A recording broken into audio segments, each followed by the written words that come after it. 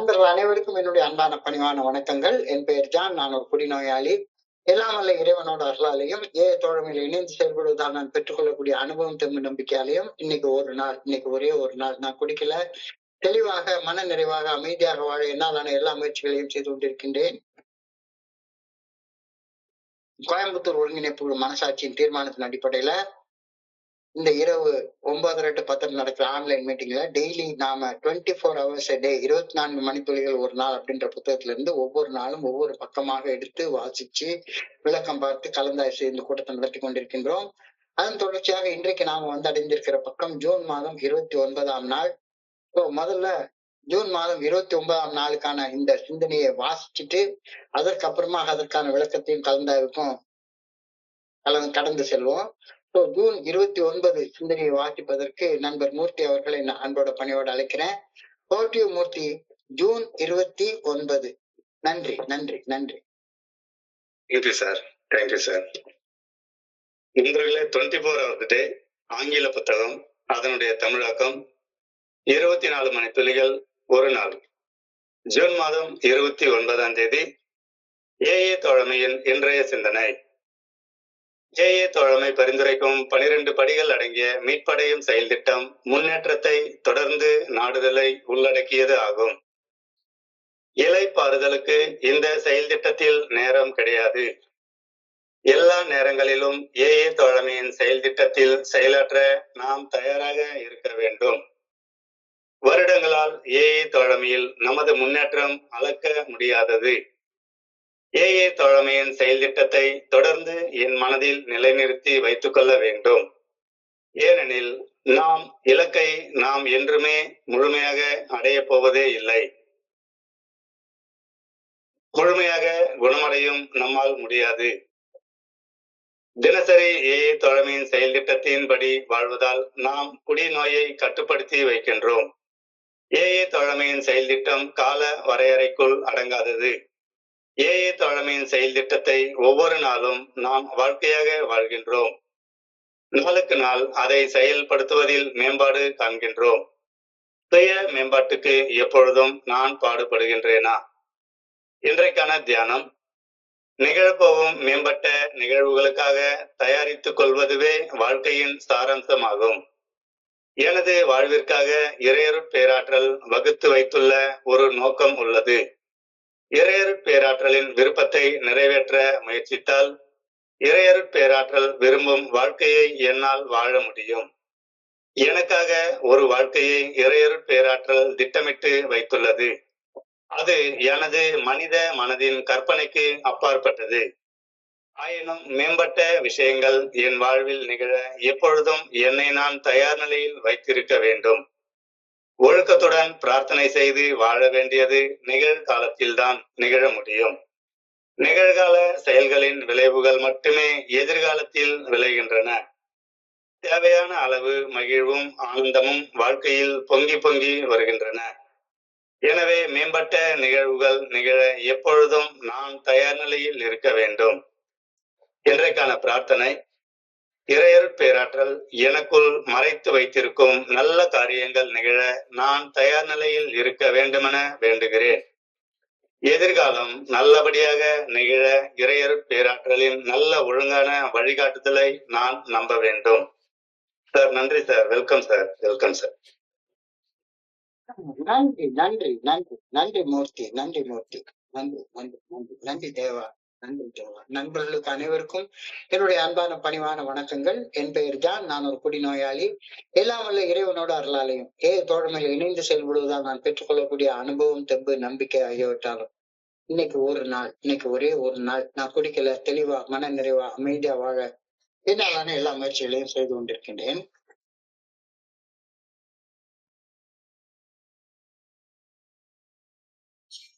இன்றைய சிந்தனையை வாசிக்கிறப்ப ஒரு விஷயம் தெளிவாக புரியுது. வாழ்க்கையில நான் 2 பாதையில பயணிக்கலாம். ஒண்ணு நேத்தையோட இன்னைக்கு நேற்று இருந்த நிலையை விட கீழே இறங்கி அதை விட கீழே இறங்கி வீழ்ச்சி பாதையில பயணிக்கலாம். இல்லைன்னா நேத்தையோட ஒரு கொஞ்சம் மேம்பட்ட நிலைக்கு மேலே ஏறி வளர்ச்சியான பாதையில பயணிக்கலாம். கடவுள் என்னுடைய எனக்கு ஒரு வாழ்க்கையை கொடுத்து படைச்சிருக்கிறது. வாழ்க்கை என்பது ஒரு தொடர்ச்சியான வளர்ச்சி பயணத்துல பயணிக்கிறதுக்காகத்தான் கொடுக்கப்பட்டிருக்கிறது. புத்தகத்துல ஒரு அழகான உதாரணம் சொல்லப்பட்டிருக்கிறது. கடவுள ஒரு பெரிய செல்வந்தராக கற்பனை பண்ணி, அந்த பெரிய செல்வந்தர்ட்ட பல பேர் வேலை பார்க்குறாங்க. அந்த செல்வந்தர் ஒரு நாளைக்கு ரொம்ப ஒரு தூர பயணம் போறாரு. வர்றதுக்கு 1 வருஷம் ஆகும்.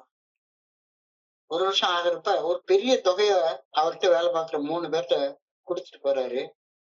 அவங்கவங்க திறமைக்கு ஏற்ப பணம் குடுத்துட்டு போறாரு. ஒருத்தருக்கு 5 மடங்கு குடுக்குறாரு, ஒருத்தருக்கு 2 மடங்கு குடுக்குறாரு, ஒருத்தருக்கு 1 மடங்கு குடுக்குறாரு.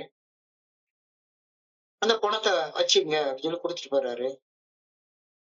போயிட்டு ஒரு 2 வருஷம் கழிச்சு திரும்பி வராரு. 5 மடங்கு பணம் பெற்றவன் தன்னுடைய பணத்த உழைச்சு பெருக்கி 10 மடங்காக்கி கையில வச்சிருந்தான். வந்த உடனே 2 வருஷம் கழிச்சு முதலாளி வந்த உடனே கேட்டா, "என்ன செஞ்சிருக்க?" அப்படின்னா, "இந்த மாதிரி நீங்க எனக்கிட்ட 5 மடங்கு குடுத்தீங்க. நான் அத 10 மடங்கா மாத்தி வச்சிருக்கேன்." அப்படி சொன்ன உடனே முதலாளி ரொம்ப சந்தோஷப்பட்டு, "அது எல்லாத்தையும் நீயே வச்சுக்கோ." அப்படின்னு சொல்லி அவனுக்கு குடுத்துறாரு. அதே மாதிரி 2 மடங்கு உள்ள ஆள்ட்ட போய் கேட்கிறாரு. அவன், "நான் 2 மடங்கு 4 மடங்கு ஆக்கியிருக்கேன்." அப்படின்னு சொல்லி சொல்றான். அவனையும் பாராட்டி, "அந்த பணத்த நீயே வச்சுக்கோ." அப்படின்னு சொல்லிடுறாரு. கிடைத்தத பயன்படுத்தி இன்னும் அதிகமாக பெருக்கக்கூடிய விஷயத்த தான் ஆண்டவர் எல்லார்கிட்டயும் விரும்புறாரு. ஆனா, அந்த 3வது குடுத்த மனுஷன் பயத்தாலயும், சோம்பேறித்தனத்தாலயும் தனக்கு அளிக்கப்பட்டிருந்த பணத்த பயன்படுத்தாம புதைச்சு வச்சிருந்தான். செல்வந்தன் வந்த உடனே, "ஐயா, நீங்க ரொம்ப கரெக்டான ஆளு. அதனால நீங்க குடுத்தத அப்படியே வச்சிருக்கேன். ஒண்ணும் செய்யல. உழைக்கவும் இல்ல, சோம்பேறித்தனத்துல படுத்துருங்க. ஆனா உங்க பணத்த நான் எடுக்கலாம் இல்ல. அப்படியே வச்சிருக்கேன்." அப்படின்னு சொல்லி பதில் சொல்றான். உடனே அவருக்கு கோவம் வந்துருச்சு. "ஏன்டா, உன் கையில உனக்கு எவ்வளவு ஒரு திறமைய குடுத்திருக்கிறேன். அத பயன்படுத்தி அத பெருக்காம உன் பாட்டுக்கு புதைச்சு வச்சிருக்கேன்னு சொல்ற?" அப்படின்னு அவங்ககிட்ட இருந்து புடுங்கி மிச்சம் 2 பேருக்கு பகிர்ந்து குடுத்துட்டாராம். இது ஒரு உதாரணம், ஒரு கதை. ஒரு கதை. கடவுள் இறையர் பேராற்றல் நமக்கு அளித்துள்ள திறமைகள், வரங்கள், வாய்ப்புகள் இதுகளை பயன்படுத்தி அவற்றை மென்மேலும் வளர்க்கிறதுக்காகத்தான் இறைவன் நமக்கு திறமைகளை கொடுத்திருக்கிறாரு. இறைவன் நமக்கு கொடுத்திருக்கிற திறமைகளை பயன்படுத்தி வளர்றதுதான் இறைவனை மகிமைப்படுத்துவதாகும். இறைவனை போற்றி போற்றி போற்றி நமகன்னு புகழ்றது இறைவன் கொடுத்திருக்கிற திறமைகளை அப்படியே எங்கேயாச்சும் ஒரு மூலையில போட்டு வச்சுட்டு வளராம இருக்கிறதுக்காக இல்ல. சோம்பேறியாக இருப்பவர்கள் கண்டிக்கப்படுவார்கள், சோம்பேறியாக இருப்பவர்கள் தண்டிக்கப்படுவார்கள் அப்படின்றது மேல சொன்ன உதாரணத்துடைய மைய கருத்து. அழகான ஒரு சினிமா பாட்டு உண்டு. "சோம்பேறியாக இருந்து விட்டாக்கா சோறு கிடைக்காது தம்பி, சுறுசுறுப்பு இல்லாம தூங்கிக்கிட்டு இருந்தா துணியும் இருக்காது தம்பி." இது அடுத்தவன் சொன்னா கசக்கும், உனக்கே கொஞ்சம் அனுபவம் இருந்தா இனிக்கும். இதுக்கு ஆதாரத்தை தேடி பாரு. உலகத்துல 1000 பேர் இருக்காங்க. குடிநோயாளிகள்ல இதுக்கு உதாரணம். எவ்வளவோ திறமைகள் கொடுத்திருக்கிறாங்க. எல்லாத்தையும் வேஸ்ட் பண்ணி இருக்கிற நிலையில இருந்து வளராம அப்படியே காலங்காலமா வாழ்ந்துட்டு 25 வருஷம் குடிக்கல. ஆனாலும் ஒண்ணும் செய்யல, வளர்ச்சி காணல. சோம்பேறியாக இருந்து விட்டாக்கா சோறு கிடைக்காது தம்பி, சுறுசுறுப்பு இல்லாம தூங்கிக்கிட்டு இருந்தா துணியும் இருக்காது தம்பி. இது அடுத்தவன் சொல்றான், உனக்கு கசப்பா இருக்கும். ஆனா உனக்கே அனுபவம் இருந்தா யோசிப்ப. இதுதான் இன்னைக்கு சிந்தனையுடைய மைய கரு. Life involves continuous striving for improvement அப்படின்னு முதல் வரி ஆரம்பிச்சிருக்கு. வாழ்க்கை என்பது ஒரு தொடர்ச்சியான வளர்ச்சி பயணமாகும். இது அடிப்படையில வாழ்க்கை என்பது ஒரு தொடர்ச்சியான பரிணாம வளர்ச்சி. இந்த உலகம் இவால்வ் ஆயிட்டே இருக்கு. நான் முன்னேறலைன்னா தேக்கம் அடைஞ்சு நிக்கிறேன்னு அர்த்தம். வேகமாக முன்னேறி கொண்டிருக்கிற இந்த உலகத்துல தேக்கம் அடைஞ்சு நின்னா நான் பின்னால வீழ்ச்சி அடைஞ்சு கொண்டிருக்கிறேன்ற அர்த்தமும் ஆயிடும். உலகம் முழுக்க ஃபாஸ்டா முன்னேறிட்டே இருக்குது. நான் மட்டும் நின்ன இடத்துல நின்னுட்டே இருந்தேன்னா எல்லாரும் என்னைய தாண்டி போயிட்டே இருப்பாங்க.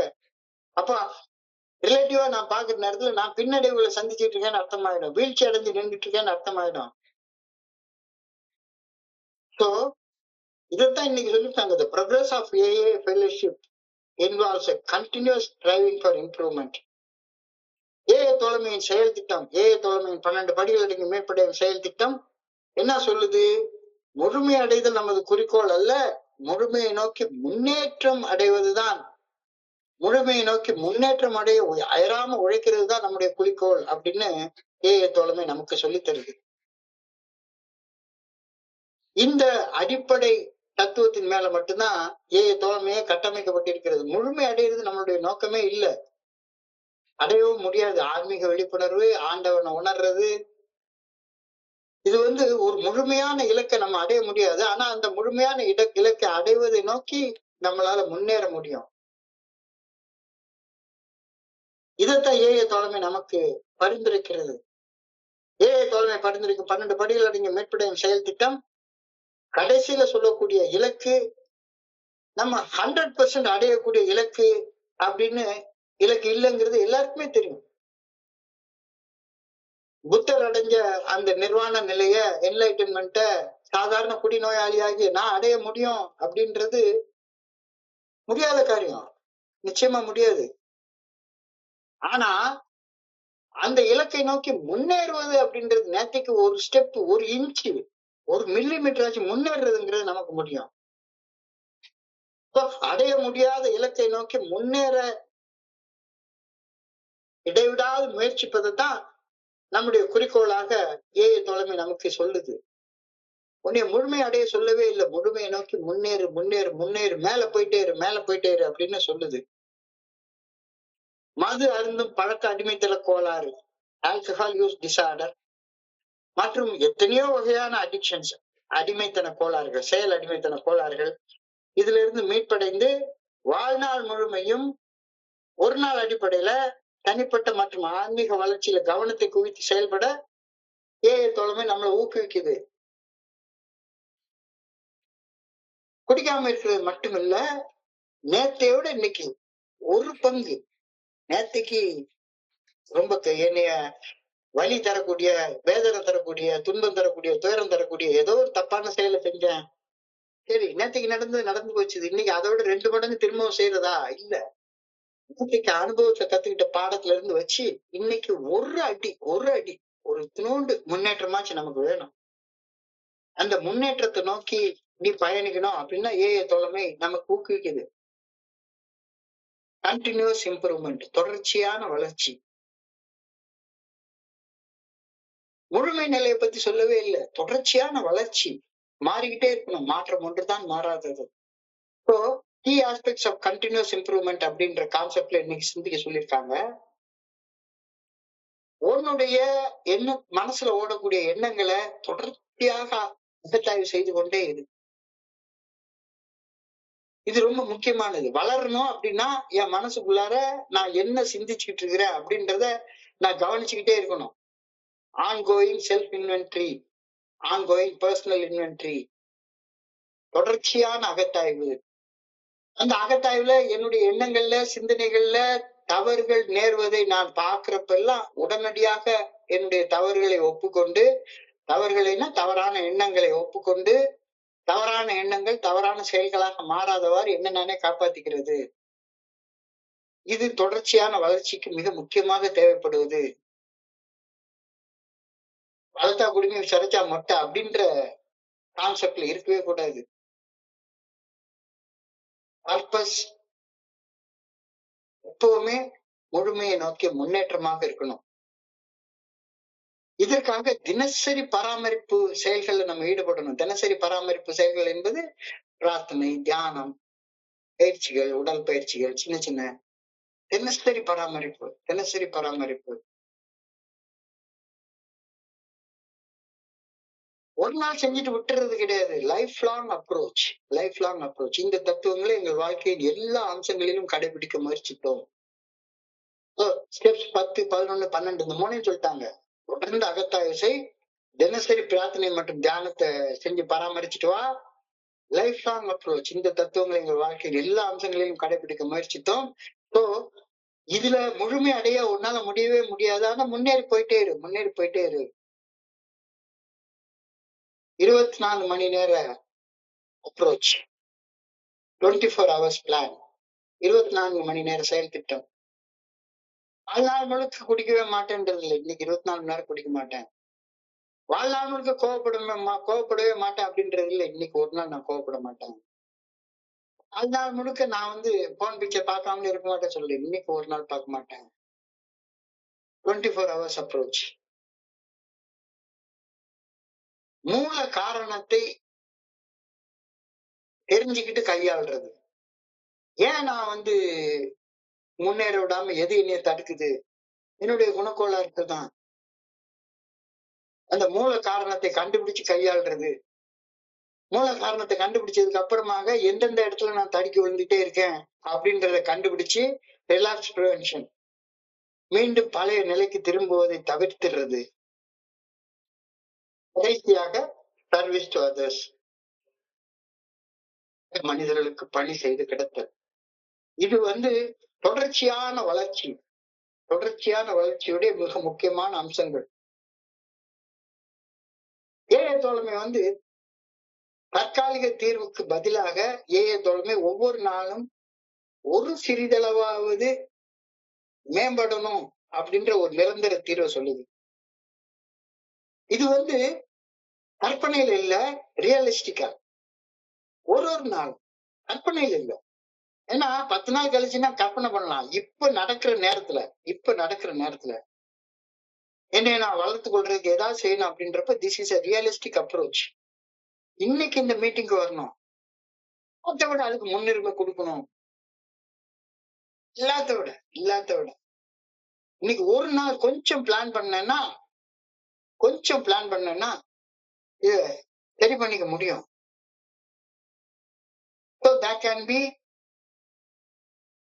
no long resting period. அப்ப key aspects of continuous improvement அப்படின்றப்ப கண்டினியூஸா தொடர்ச்சியாக வளர்ச்சி அப்படின்னு சொல்ற நேரத்துல ஏஐ தோழமையில நமக்கு ரெஸ்ட் எடுக்கிறதுக்குலாம் நேரமே கிடையாது. யாராச்சும் ஒருத்தவங்க சொல்லுவாங்க ஏஐக்கு இன்னைக்கு ஒரு நாளைக்கு லீவ் விட்டுருவோம் அப்படின்னு. இன்னைக்கே ஒரு நாளைக்கு மூச்சு விடுறதுக்கு லீவ் விட்டா என்ன ஆயிடுறது? நம்மளுடைய ஹார்ட் பீட் ஆகுறதுக்கு லீவ் விட்டா என்ன ஆகுது? AI journey is not a lateral journey. தொலை தூரம் நடக்கக்கூடிய பயணத்துல, பூமியில் நடக்கக்கூடிய பயணத்துல ஓய்வு எடுத்துக்கலாம். ஒரு 10 கிலோமீட்டர் நடக்கிறப்போ ஒரு 2 கிலோமீட்டர் நடந்தோம், அப்புறம் ஒரு 5 நிமிஷம் உட்கார்ந்தோம், அப்புறம் இன்னொரு 2 கிலோமீட்டர் நடந்தோம், அப்புறம் ஒரு 10 நிமிஷம் உட்கார்ந்தோம் அப்படின்னு ஓய்வு எடுத்துக்கலாம். ஆனா செங்குத்தாக ஏறும்போது நீ எப்படி ஓய்வு எடுக்க போற? உயர போகும்போது எப்படி ஓய்வு எடுக்க போற? செங்குத்தாக ஏறும் பயணத்துல எப்படி ஓய்வு எடுக்க முடியும்? So there can be no long resting period in your vertical growth. மேல உயர எழும்பி செல்லக்கூடிய பயணத்துல ரெஸ்ட் எல்லாம் கிடையவே கிடையாது. தூக்கத்துல ஓய்வு எடுக்கலாம், விழிப்புணர்வு நிலையில் எப்படி ஓய்வு எடுப்ப? சொல்லி போடலாம், இதை நான் இப்ப செய்ய மாட்டேன், நாளைக்கு பாத்துக்கலாம், இதை விட அது முக்கியமானது அப்படின்னு சொல்லி இதையும் செய்ய மாட்டேன், அதையும் செய்ய மாட்டேன். தூக்கத்துல ஓய்வு எடுக்கலாம், விழிப்புணர்வு நிலையில ஓய்வு ஏது? மூச்சு விடுறது நிக்குமா? இதயம் துடிக்கிறது நிக்குமா? மூளை வேலை செய்யறது நிக்குமா? என்ன செத்து போயிட மாட்டோம்? பிரெயின் டெட் கண்டிஷனுக்கு வந்துட மாட்டோம்? We have to work all the time. இடைவிடாமல் நான் செயலாற்றியாக வேண்டும். ஃபெல்லோஷிப் எனக்கு கத்து கொடுத்த பாடமே அதான். நிக்காத, ஓடுனா ஒரு இலக்கு இல்லாம ஓடுறது இல்ல, இலக்கை நோக்கிய ஓட்டம். என்னுடைய இலக்கு என்ன? இந்த வழிமுறைகளை பின்பற்றியதன் பலனாக ஒரு ஆன்மீக விழிப்புணர்வை பெற்றோம். இத என்ன மாதிரி கஷ்டப்படுற நண்பர்களுக்கு எடுத்து சொல்ல முயற்சித்தோம். இந்த தத்துவங்களை எங்கள் வாழ்க்கையின் எல்லா அம்சங்களிலும் கடைபிடிக்க முயற்சித்தோம். இது இலக்கு.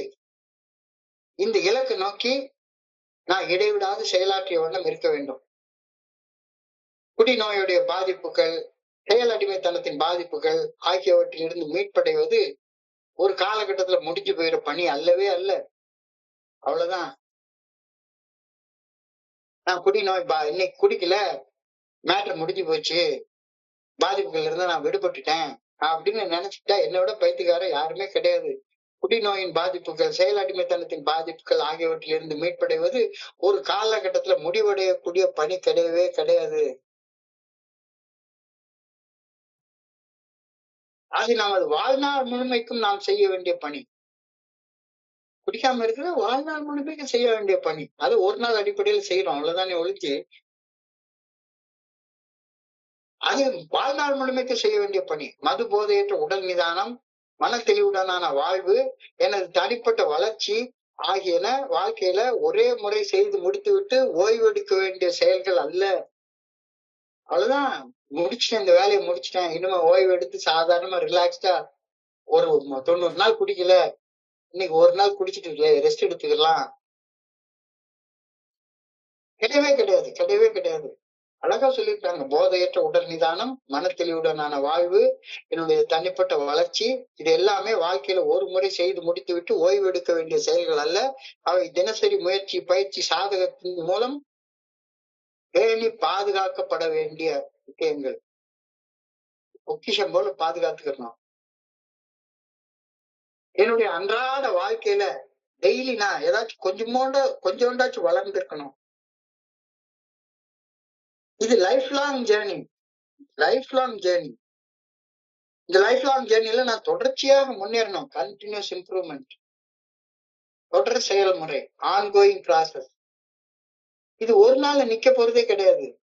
இது ஒரு நாள் நிக்க போறதே கிடையாது.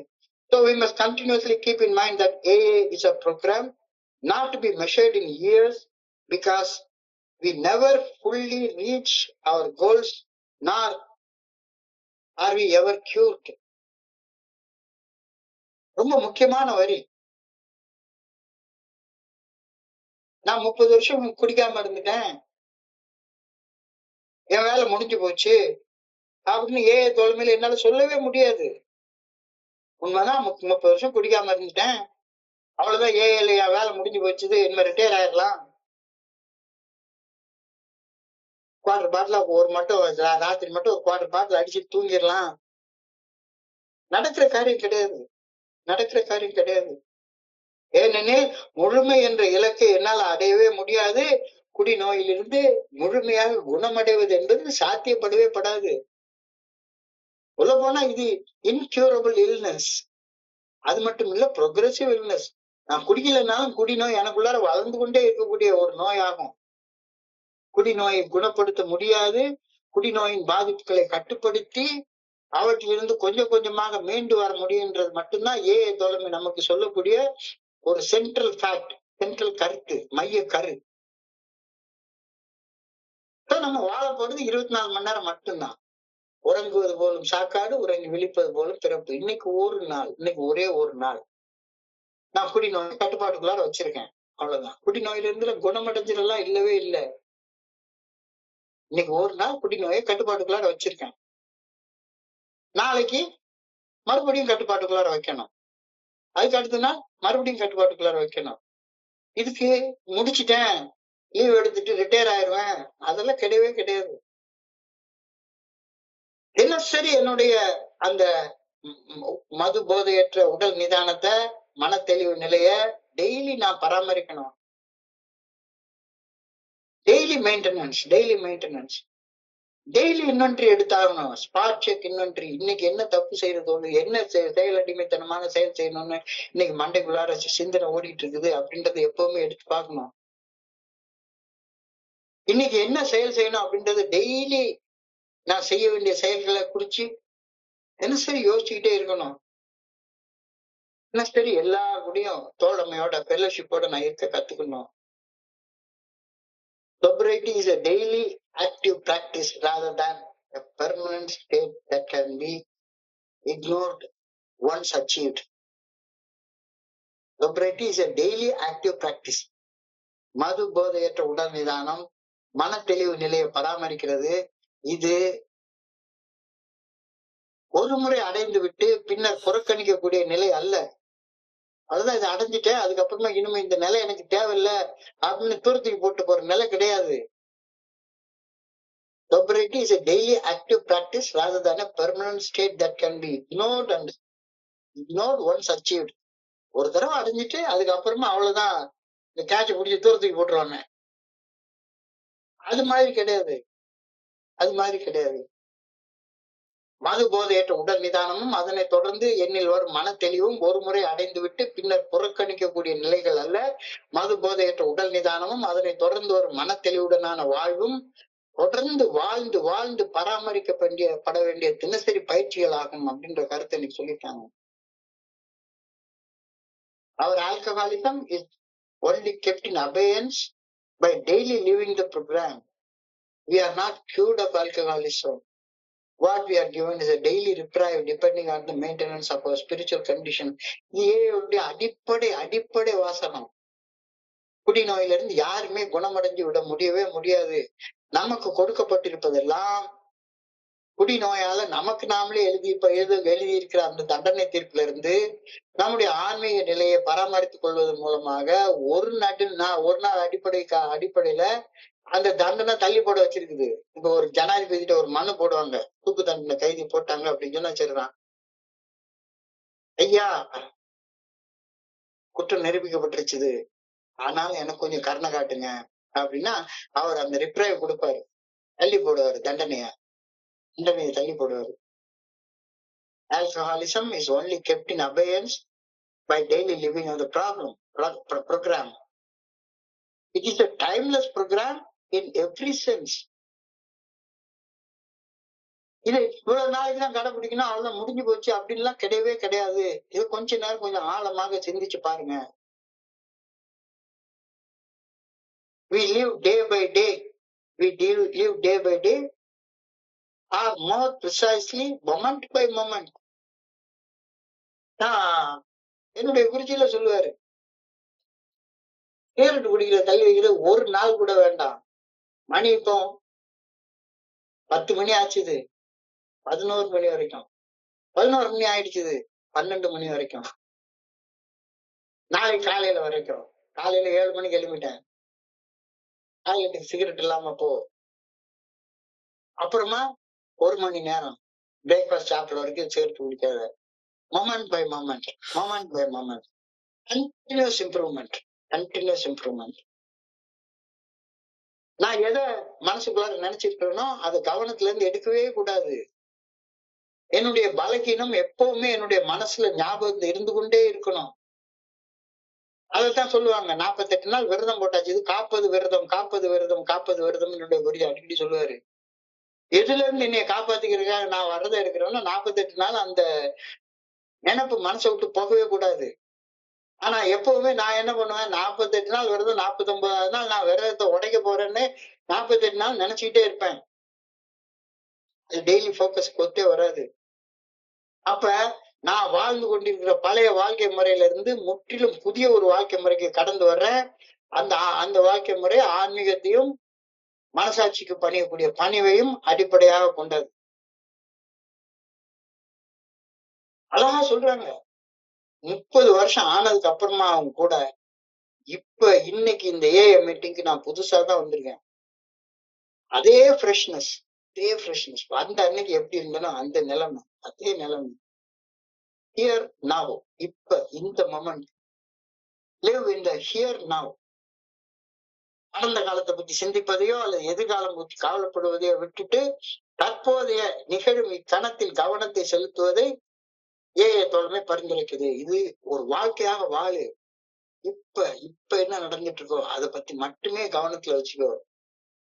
நேற்று நடந்தது சரித்திரமா மாறி போச்சுது, நாளைக்கு என்ன நடக்க போகுதுன்றது யாருக்குமே தெரியாது.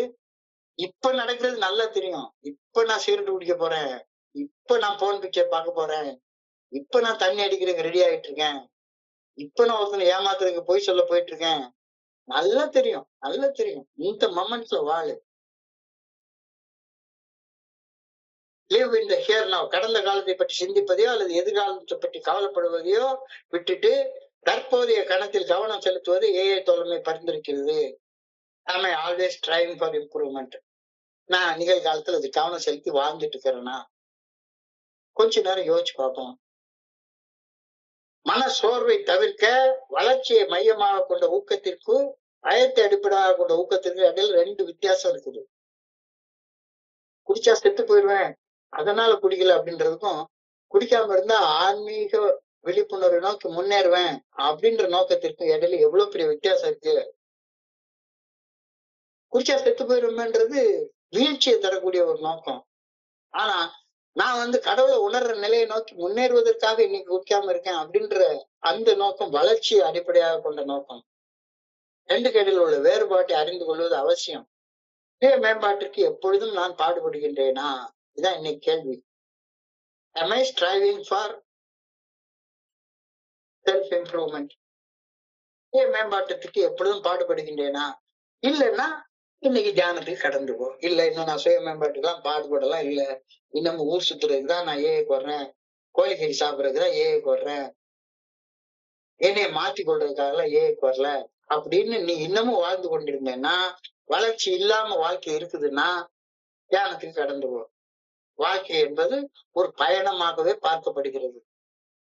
இந்த பயணத்துல நேற்று இருந்த நிலையை விட இன்னைக்கு ஒரு படி முன்னேற்றம் அடைவதை முன்னேற்ற பயணமாக இது இருக்கணும். பின்னால போகக்கூடிய பயணமாக இது இருக்கக்கூடாது. இன்னைக்கு முன்னேறதுக்கு என்ன தயார்படுத்தி வைத்துக் கொள்ள வேண்டும்.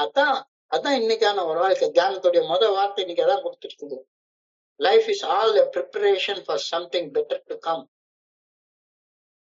வாழ்க்கை நேற்றை விட இன்னைக்கு பெட்டரான ஒண்ணு கையில வச்சிருக்கு. அந்த வாழ்க்கையை வாழணும், அதுக்கு என்னை தயாராக வச்சுக்கணும் அப்படின்றத வாழ்க்கையவே. மேலும் சிறந்த ஒன்றை நோக்கி முன்னேற எப்பொழுதும் என்னை தயார் நிலையில் வைத்திருக்கிறது தான் வாழ்க்கையுடைய நோக்கம். நேற்று இருந்த நிலையோட கீழே போறதுக்கு இன்னைக்கு இருக்கிற நிலையோட நாளைக்கு இன்னும் கீழே போறது, அதுக்காக நான் படைக்கப்படவே இல்லை. என்னுடைய வாழ்க்கை நோக்கத்தை நான் புரிந்து கொள்ளணும். இதுக்கு ஏகப்பட்ட சேலஞ்சு வருது. எவனாச்சும் ஒருத்தன் நம்மள முட்டா பையலன்னு திட்டுறான், அல்லது ஏதாச்சும் ஒண்ணு பண்றான், கோபத்தை உண்டு பண்றான், பயத்தை உண்டு பண்றான், பொறாமையை உண்டு பண்றான். அது எல்லாத்தையும் கடந்து வா. Over come challenges. சவால்களை தடைகளை கடந்து வெளியே வா.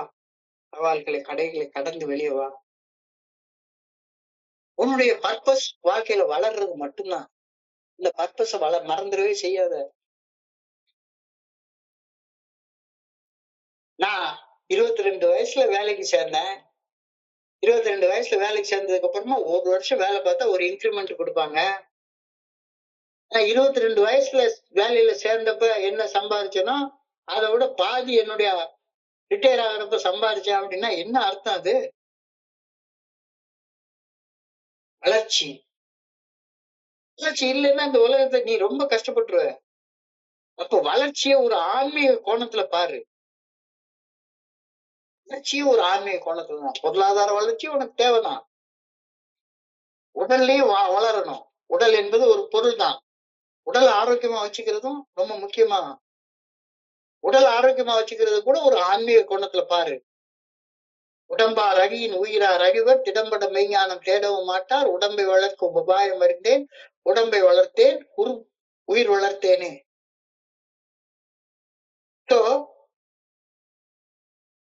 அப்படி அந்த ஸ்பிரிச்சுவல் பெர்ஸ்பெக்டிவ் எல்லாத்தையும் பார்க்கறதுக்கு உன்னைய தயார் நிலையில வச்சுக்கோ. செயல்திறன் மிக்க ஆயத்தம் அப்படின்னு அதை சொல்றாங்க. Active preparation. எப்பவுமே நிகழ்காலத்துல நிகழ்ந்து கொண்டிருக்கிற இந்த காலத்துல உன்னுடைய உணர்வுகளை ஒரு எல்லைக்கு மேல வர விட்டுறாது. இன்னைக்கு கூட ஒரு மீட்டிங்ல நண்பர் எப்ப பார்த்தாலும் ஈஸியா உணர்ச்சி வசப்பட்டு பேசுறது. பேலன்ஸ் ஆயிடும். எல்லா நேரத்திலையும் உணர்ச்சி வசம். மரணம் வாழ்க்கையில தவிர்க்க முடியாத ஒரு நிலை. மரணத்துடைய நினைவு உன்னைய நிலை தடுமாற வச்சிட வேண்டாம். எப்பவுமே பேலன்ஸ்டா இரு. நிகழ்காலத்துல உள்ள சமநிலையோட இரு. என்னுடைய வாழ்க்கைக்குன்னு ஒரு நோக்கம் இருக்கு. அந்த நோக்கத்தின்படி தினசரி வாழ தேவைப்படும் நல்ல ஒழுங்கான வழிகாட்டுதல் இறையருள் பேராற்றல் கணத்துக்கு கணம் என்னுடைய மனசாட்சியின் மூலம் வெளிப்படுத்த வண்ணம் இருக்கின்றது. அந்த மனசாட்சி நல்ல ஒழுங்கான வழிகாட்டுதலுக்கு பணிந்து அன்றாடம் செயல்பட்டு வாழ்ந்தால் நான் என் கற்பனையில் கூட காண முடியாத ஒரு அற்புத நிலையை என்னுடைய எதிர்காலத்துல சென்றடைவேன் அப்படின்னு உறுதியாக நம்பி மனசாட்சிக்கு பணிஞ்சு பணிவோடு செயல்பட வேண்டும் அப்படின்ற கருத்தை நீ சொல்லியிருக்காங்க. நோக்கம் இல்லாம செயல்படாத. God has a plan for my life and it will work out if I try to do his will. கடவுளுக்கு என்னுடைய வாழ்க்கைக்குன்னு ஒரு நோக்கம் வச்சிருக்கிறாரு. என்னை உயர்ந்த நிலையில சந்தோஷமா உள்ள சமநிலையில வாழணும்ன்றதுதான் கடவுளுடைய நோக்கம். அந்த நோக்கம் எப்ப நிறைவேறும்? நான் கடவுளுடைய சித்தப்படி வாழ்ந்தா தான் நிறைவேறும்.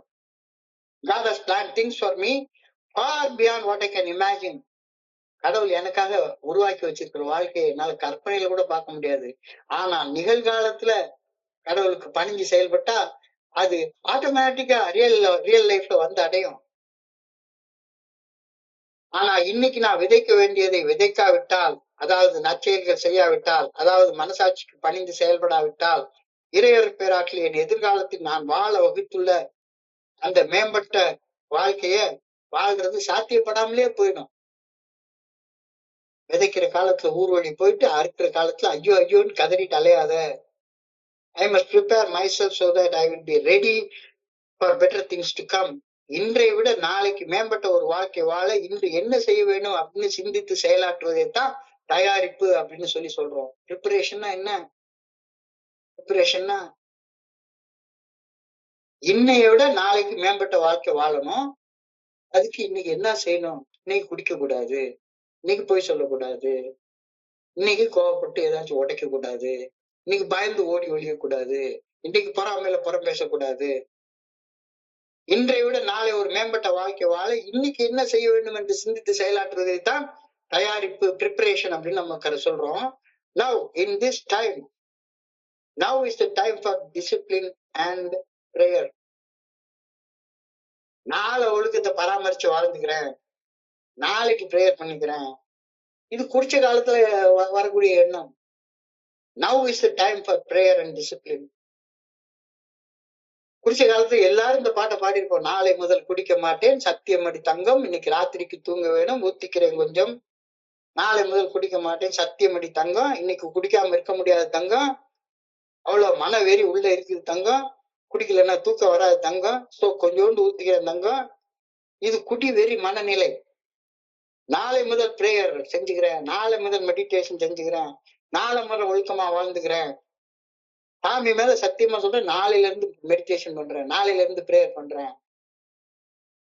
இன்னைக்கு மட்டும் பிரேயர் பண்ணாம கொஞ்சம் ஒழுக்க கேடா ராத்திரி கதவை பூட்டிக்கிட்டு போன் பிக்சர் பாத்துக்கிறேன்.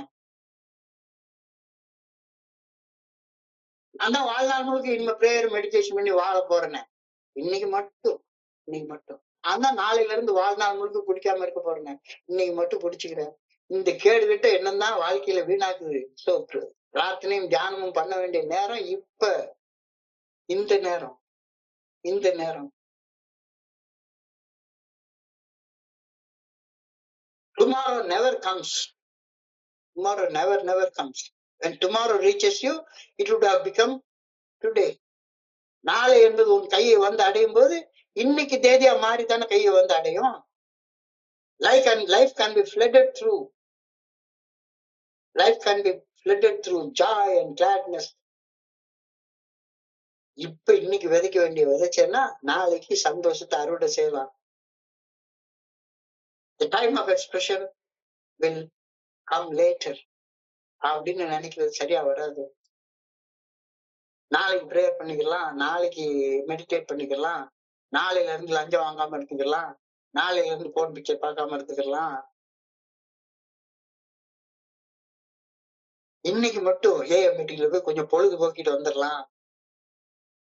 இன்னைக்கு விதைச்சா நாளைக்கு மற்றற்ற மகிழ்ச்சி அறுவடை செய்யலாம்.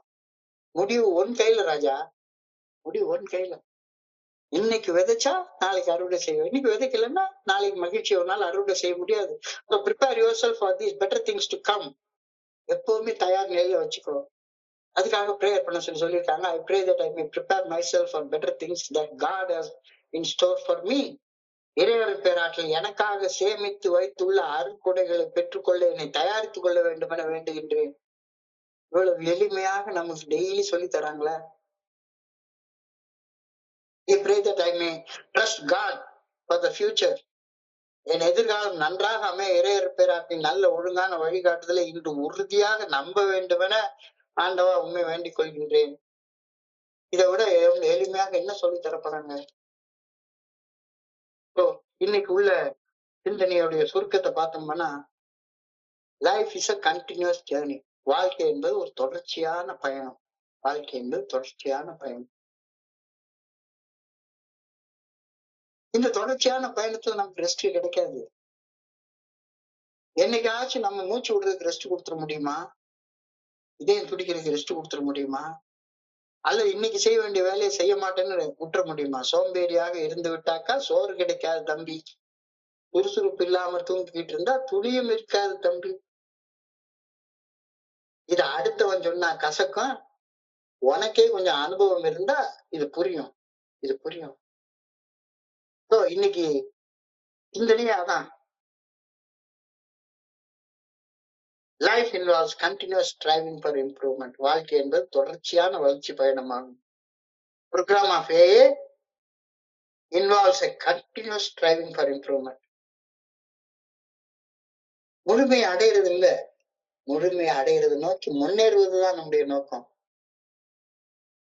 எங்கேயோ தெரியுது ஒரு முழுமை, பக்கத்துல தெரியல, எங்கேயோ தூரத்துல தெரியுது. அதை நோக்கி இன்னைக்கு ஒரே ஒரு அங்குலம் முன்னேறி இருக்கலாம். அதான் கேள்வி. மது அருந்தும் பழக்க அடிமைத்தன கோளாறு மற்றும் பல்வேறு செயல் அடிமைத்தன கோளாறுகள் இருந்து மீட்பட வாழ்நாள் முழுமையும் ஒரு நாள் அடிப்படையில் தனிப்பட்ட மற்றும் ஆன்மீக வளர்ச்சியில கவனத்தை குவித்து கொண்டு நாம செயல்பட வேண்டும். இதுக்கு ரெஸ்டே கிடையாது. இதுக்கு என்ன செய்யணும்? தொடர்ச்சியான அகத்தாய்வு, necessary prayer and meditation, life long approach. இந்த தத்துவங்களை வாழ்க்கையின் எல்லா அம்சங்களிலும் கடைபிடிக்கிறது,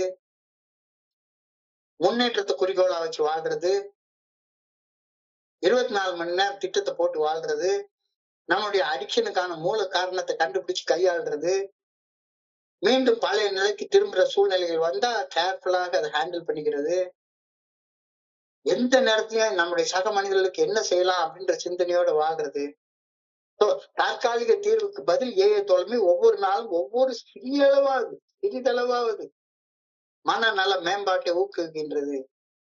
This is a realistic, sustainable and long-term recovery. இந்த ரெக்கவரியில there can be never a resting period. நான் 30 வருஷம் குடிக்கல, ஒரு 30 நாள் லீவ் எடுத்துக்கிறேன். ஏன் லீவ் எனக்கு இருக்கா? கேஷுவல் லீவ் இருக்கா? மெடிக்கல் லீவ் இருக்கா? அதெல்லாம் கிடையவே கிடையாதுப்பா. நீ ஒரு 20 கிலோமீட்டர் நடந்து போறேன்னா 2 கிலோமீட்டர் நடந்துட்டு 10 நிமிஷம் ரெஸ்ட் எடுத்துட்டு அப்படி போலாம். ஒரு கம்பி மேல ஏறிட்டு இருக்கிற, உயரத்துக்கு ஏறிட்டு இருக்க புடிச்சுக்கிட்டே தொங்கிட்டு இருந்தா அதுதான் டயர்டா இருக்கும். ஏறுறது நான் அந்த உச்சி அடையிற வரைக்கும் ஏறிக்கிட்டே இருக்கிறது தான்.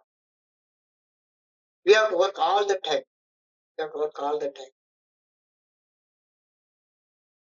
So we are not cured of alcoholism. What we are given is a daily reprieve depending on the maintenance of our spiritual condition. குடி நோயில இருந்து நமக்கு குணமடைதல் கிடையவே கிடையாது.